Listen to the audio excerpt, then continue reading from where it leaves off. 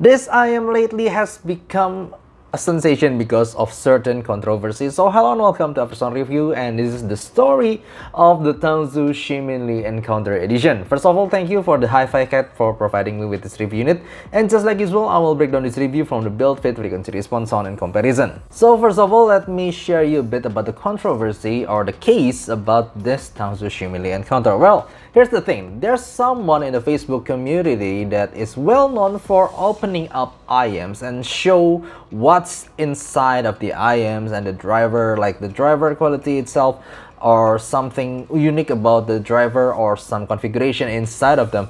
Well, the thing is, he opened up this Tangzu Shimin Encounter and somehow he finds out and he compared it directly with Tangzu 1R that cost less than half price of this Tangzu Shimin Encounter, and he find out that the driver inside is actually almost exactly the same or simply the same.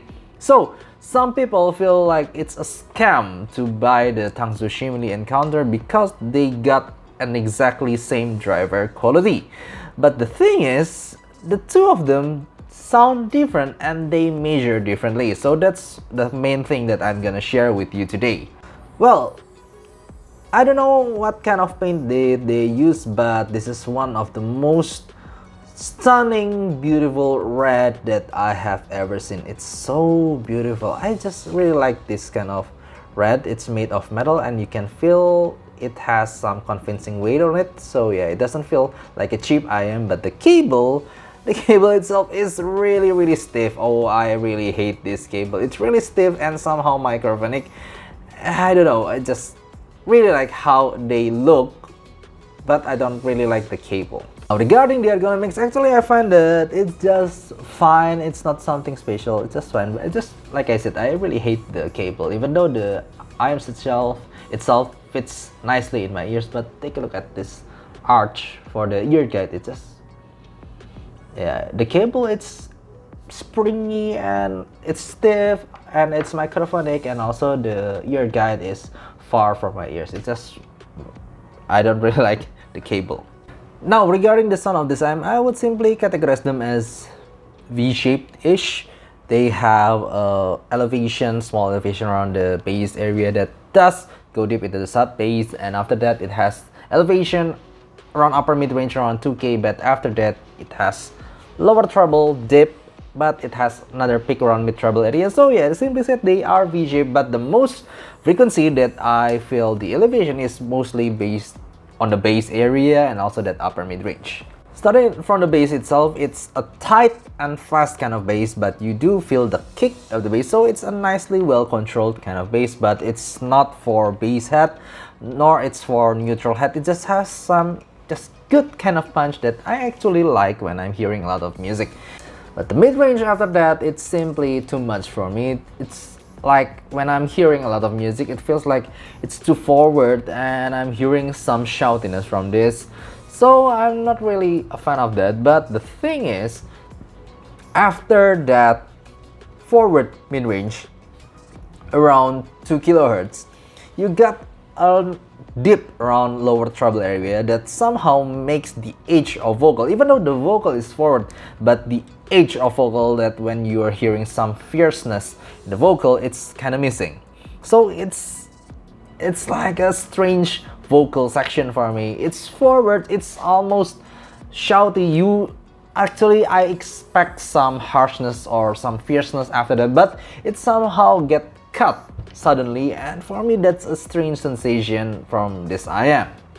Treble itself, it's mostly on just a little bit sparkle because of that 8K peak, but after that and before that it doesn't have any good extension, so it just sparkle a bit for some cymbals, but it doesn't extend really well. It's not airy either, so yeah, it's a strange kind of treble gain.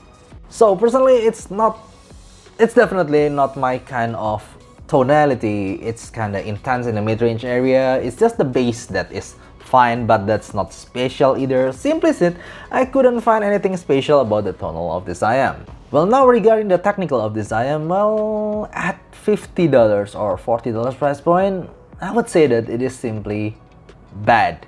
Well, the thing is, it does sound clearer, it has better resolution a bit compared to the Tangzu 1R, which I will compare later.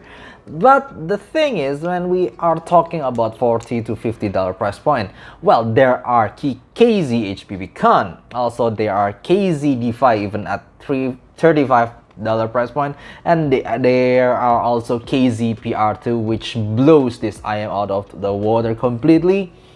So at $50 price point, in terms of technical, this is simply bad for me, since there are a lot of other options out there that are simply better both in resolution, details, and etc, etc. It's not competitive enough in terms of technicality. Now yeah, the $1,000,000 question, does they sound the same like the Tangzu 1R? Well, the thing is about the dynamic driver, there's a resonance if you're picking the dynamic driver and you place it in another housing or another material. Maybe it is most likely the sound will change a bit or a lot. It really depends on the acoustic room for the driver itself, and even though I believe they both have a same quality driver, but they do sound different and they do measure differently. But the funny thing is, I do prefer the Tangzu 1R over this Tangzu Shimin Encounter. Even though the Tangzu 1R doesn't have the detail level like this Shimin Encounter, but just like I said in the tonal section, for me the tonality of this Shimin Encounter is simply weird and I cannot find anything outstanding from it.